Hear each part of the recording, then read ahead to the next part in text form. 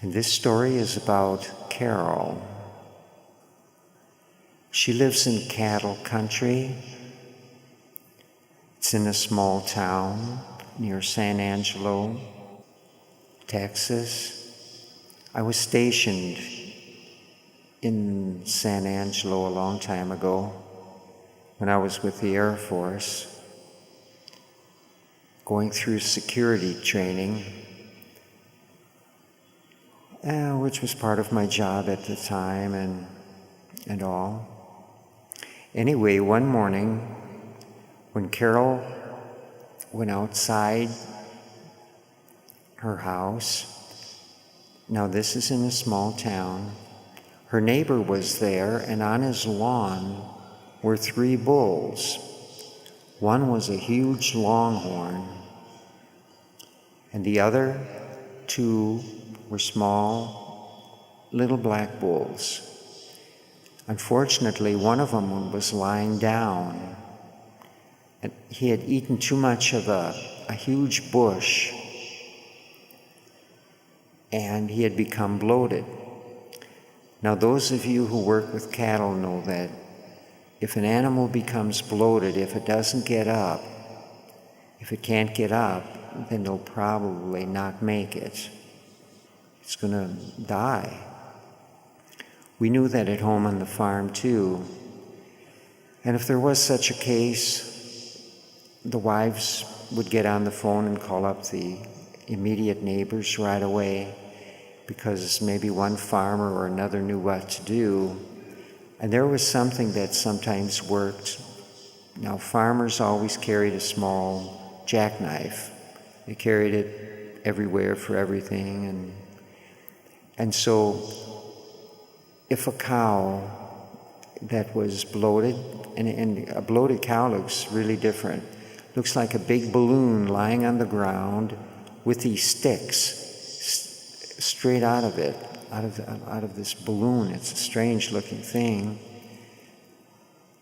And there's no way to get a cow like that up most of the time, very seldom, because they're just too big.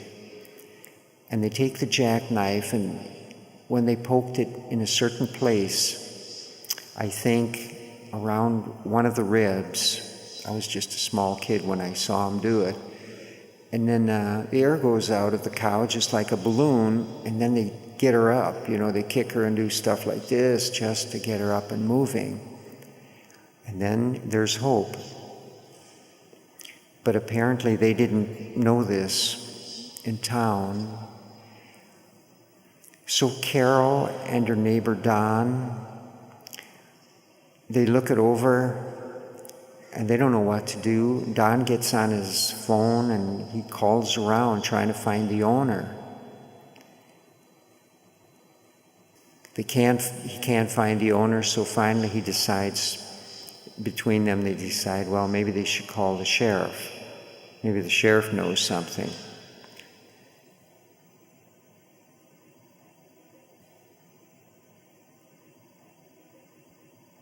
And about this time, the Longhorn bull walks over to Don. Now these are huge, huge animals. And from my experience on the farm, all our bulls weighed well over a ton, and you did not want to be anywhere near them. But this bull came up, and he looked very, very concerned. Comes up to Don, and Don scratches his head. This massive bull. And then the bull walks over to Carol, and he begins licking her arm. And so then whenever Don walked over to look at the bull that was down on the ground, this huge Longhorn would follow him. Don said to Carol, "Do you see that? Every time I go over there to check on the bull, the Longhorn comes right along." So this was quite unusual.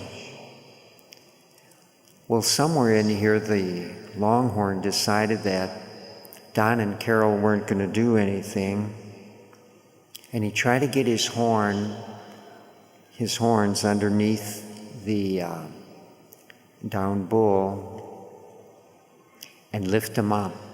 But of course, he can only get one horn going on him at a time, because longhorns, they come out both sides. They don't curl or anything to speak of, at least not the ones I've seen. And I'm not from Texas, so I may be corrected.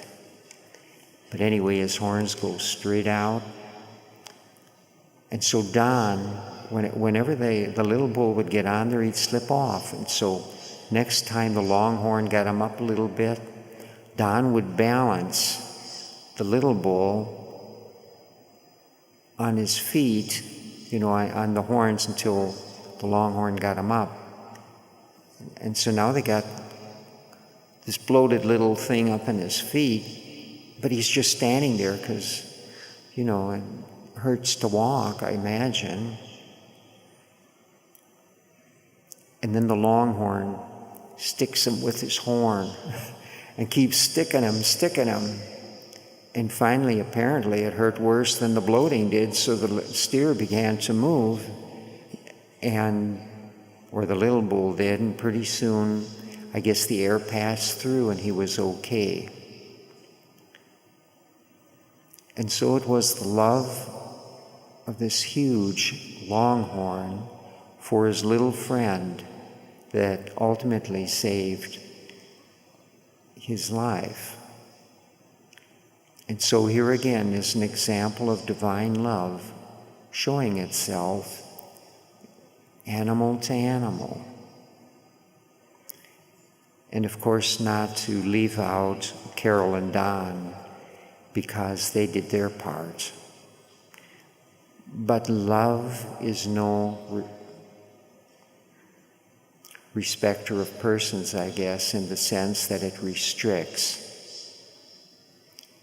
itself to only those of a certain species or race or any of that. Love is love. And this is what the Ek teachings are all about. Purely love and just love, simply love.